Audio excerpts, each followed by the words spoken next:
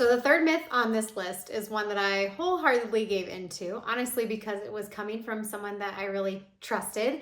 And though it didn't turn out to be a bad thing for me, I put a lot of energy into changing the way I ran when I really didn't need to.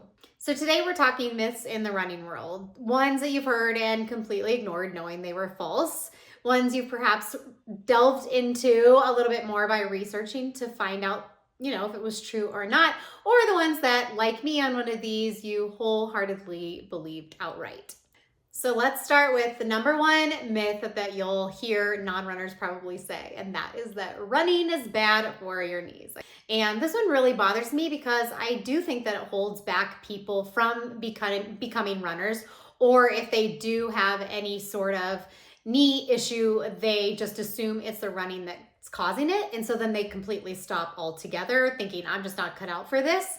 I also think it's something that non-runners say who don't want to run. It's like an easy excuse. Well, I'm not going to start running because it's bad for my knees, when they don't even know what they're talking about. It's just like, if you don't want to run, don't run. No one's making you do it, right? So sadly, the most common injury among runners is runner's knee. So it's not a surprise that this is such a big myth. Because when people are running and not doing the proper strength training, then they do end up with a knee injury, but it's not actually the running that's causing it. And the truth of the matter is that running is actually very, very good for you. It can prevent you from getting arthritis later in life, and it's actually really protective and helpful for the joint. So those knee injuries that are cropping up are due to a lack of strength training or an imbalance in the body most times versus the running. And it's when people are overusing that joint by doing way too much too soon. So there is some truth to it in that running can be bad for your knees if you are doing way too much too soon and not doing the proper strength training alongside of it. But it's ultimately not that running is bad for your knees long term. It's actually really, really good. So if you are having knee issues and you're attempting to run, I would encourage you to reach out to a PT. They can give you the exact exercises that you need to get strong, because you need to strengthen the muscles around the knee, like your quad, but you also need to strengthen your hips and your glutes, which is just going to reduce the load force on your knee. So the second one is lack of stretching gets you injured. So people love to use stretching as a way to feel better about their running warm up. It's also an easy scapegoat for injury. Like, if only I'd stretched more. So as a running coach, I definitely hear this a lot. Like, people will say, oh, I know I need to be stretching more. And I'm like, no, actually, that's not what you need to be doing more of. You need to be doing, if you're getting injured, you need to be doing more strength training, or you're doing too much too soon, or you're doing your runs too fast. It's not because of the lack of stretching. So static stretching is basically where you are holding a stretch for a sustained longer period of time before a run is not only going to not prevent you from getting injured, it can actually be a detriment to you getting the strength and power that you need on that particular run. So does this mean that stretching is bad? Because we want to make sure we're not perpetuating that myth. And it is a myth to just straight up say stretching is bad for you, or even that stretching before a run is bad for you. In most cases, it's not going to be bad for you either. But I typically say to people, if doing the stretch helps you feel better, that's fine. But ultimately, it would be a lot more ideal for you to be doing dynamic stretches or mobility work before those runs. So that dynamic stretching, meaning that you're maybe doing the same type of stretch, but instead of holding it for a sustained period of time, there's actually movement going on while you're doing the stretch. Any of those types of things are going to help with that tightness that you're having, helping with that range of motion. But ultimately, you avoiding static stretching isn't the thing that's getting you injured. You need to look elsewhere if that's happening. Okay, number 3 is another big one, and that is heel striking is bad. So going back to the beginning of this video when I said that number 3 was the one that I believed and gave into because I had someone who I really trusted telling me that I needed to change my foot strike. I needed to be more of a midfoot striker. And I completely changed the way that I ran, essentially because I thought that it was going to keep me from being a healthy runner for a long period of time. And I also thought that it was going to make me faster. So for a while, after I did go through all the period of changing to midfoot strike, which by the way is a process, and you have to be really careful if you are changing your foot strike. And so it can actually put people in a situation where they end up getting injured, because if you go from a heel strike to a midfoot strike like immediately and don't change any of your mileage, it's a very easy way to get hurt. But ultimately, after I did go through the process of changing this, I believed for a long time, like as my times improved, that, oh, this is why, when in actuality, it was just that I was going about my training in a lot better way, being more consistent, running a lot slower on my easy runs. So Healthline cites a study. They said, as for effect on your performance, a meta-analysis of 53 studies found heel strikers had no advantages or disadvantages when it came to speed or efficiency while running. So experts mostly believe that you shouldn't be making drastic changes to your running gait at all, which it is drastic if you're going from heel to midfoot.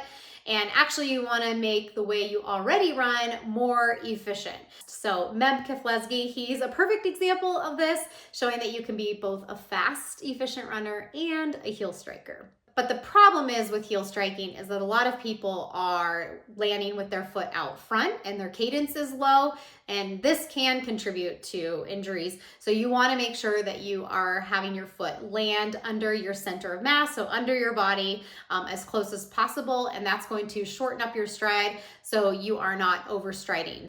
Number 4, you'll hear this a lot, is that you have to run faster to get faster, and essentially this is the only way to get faster. When we're talking distance running, this isn't true.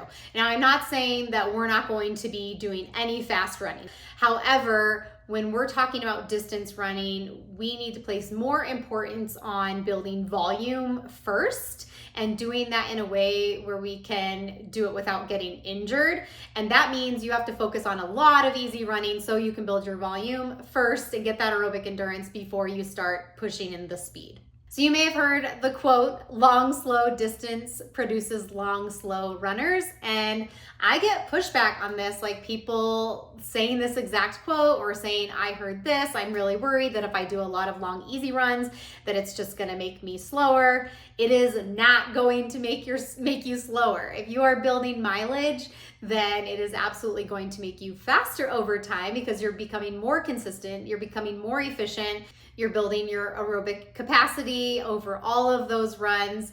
And so it is absolutely not a bad thing. And again, I'm not saying you're never putting in any speed, but especially if you are a newer runner or you are seeing these distances for the very first time, you're going to get faster simply by doing all this mileage at your slower, easy pace. So if you do not believe me, I would highly recommend that you check out the book 80-20 Running by Matt Fitzgerald. But we're talking about elites in any sort of endurance sport are doing 80-20 running.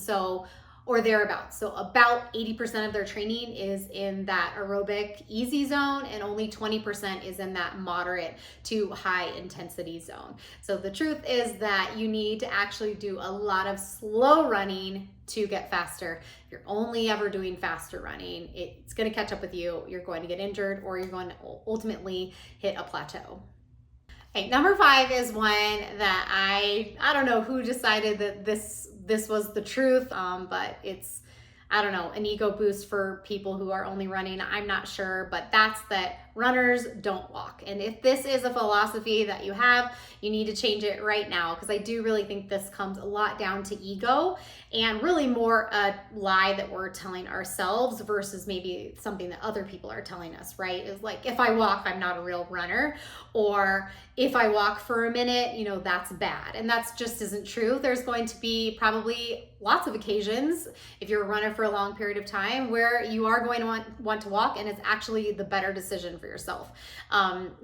It's summer right now, it's really hot outside, and there's going to be times when you're transitioning from that spring weather to that summer weather where you need to slow down quite a bit and maybe take a walk break, and that's okay. If you're racing and need to take a walk break, anytime you need to take one, it's fine. You are still a runner. Real runners take walk breaks, and this is not a lie that we want to perpetuate, because then we just get down on ourselves. Okay, number 6 is another one that I feel like I've had a really hard time with in the past, and honestly still is something that goes through my mind and that I have to challenge myself on, and that's that a thinner runner is a faster runner. There's a lot of messages in society that I think that we get that make us believe this myth. There certainly are people out there who are probably perpetuating this myth, but again, I think this is something more that we tell ourselves based on messages we've gotten, all of our lives, or just looking at the media or watching these elite runners on TV, and this is how they look, so I probably need to look this way too if I want to get fast. When we have to understand that our bodies are all built differently, our genes are all different, and as hard of working as those elite runners are, they also just naturally have a body type that lends itself to fast distance running. So when you put all those things together, yes, they are a top-notch runner, and most of us don't have the genetics that are going to get us there. Even if we were to be running the mileage that they're running, we probably don't have that ability, but everyone is built so differently. And so you have to think about your potential for you and your body type, right? So if I tried to make myself look like those elite runners when I'm naturally just more of a muscular type person, I wouldn't be my fastest self. I need to focus on being my strongest self, which is going to make me be my fastest self, as opposed to being my thinnest self and being my fastest self. We also need to remember that a fueled runner is a faster runner. So if this is what you're telling yourself, I just would urge you to really think about how you can fuel your body best, be strong so that you can be fast. And if you are struggling with that, definitely seeing an endurance nutritionist, talking with one, because they can help you figure out exactly what your body needs. And the last one is really important that I want to share, and that is that you are too old to start running. Again, I think this is something that we tell ourselves, but I think this is kind of a message from society, and certainly there would be people who would probably tell you something like this. When I truly believe that you're never too old to start something new, and if running is something that you want to get into, then you absolutely should. So definitely, getting the go-ahead from your doctor that yes, you are healthy enough to do so. I wouldn't recommend starting a running regimen, especially if you're a little older, without doing some sort of strength training. But I have worked one-on-one with runners who are doing a very good job of strength training. They are doing a pretty high load of mileage and getting faster. And I'm talking about people in their 60s, which has been absolutely amazing to see. Whether you're 35 and thinking about getting into it, or 65 and thinking about getting into it, if it's something that interests you, start easy, start slow, start strength training alongside it. Little by little, you will absolutely start the running journey that you are looking forward to. And I just want to say, guys, we have coaching options available. I just added a new coach to our team, so I'm going to link our coaching services below. If you guys are looking for help with your running, you want to improve as a runner, you want to be running more, you want to get faster, we would love to help you with that. So please reach out if that's you, and I'll catch you guys in the next video.